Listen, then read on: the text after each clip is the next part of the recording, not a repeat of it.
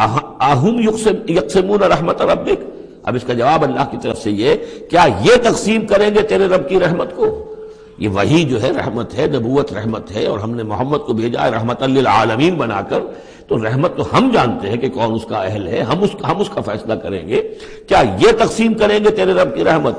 نحن قسمنا بینہم معیشتہم فی الحیات الدنیا، ہم نے ان کے مابین ان کی معیشت، ان کا جو بھی دنیا کا جو اقتصادی معاملہ ہے، روزی کا معاملہ ہے، وہ تو ہم نے تقسیم کر دیا ہے دنیا کی زندگی میں۔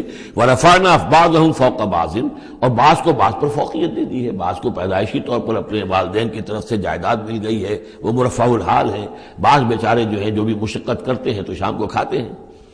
درجات، ہم نے درجے اس کے اندر معیشت کے اعتبار سے کسی کو کسی پر بلند کر دیا ہے، لِيَتَّخِذَ بَعْضُهُمْ بَعْضًا سُخْرِيًّا، تاکہ بعض کو اپنے خدمتگار بنائے۔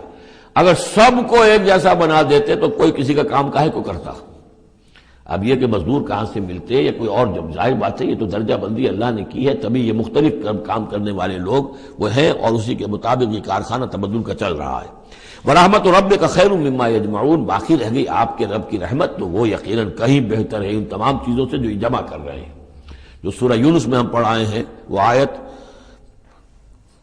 کہ یا ایھا الناس قد جاءتکم موعظۃ من ربکم وشفاء لما فی الصدور وہدی ورحمۃ للمؤمنین قل بفضل اللہ وبرحمتہ فبذلک فلیفرحوا ھو خیر مما یجمعون، وہی الفاظ یہاں ہیں۔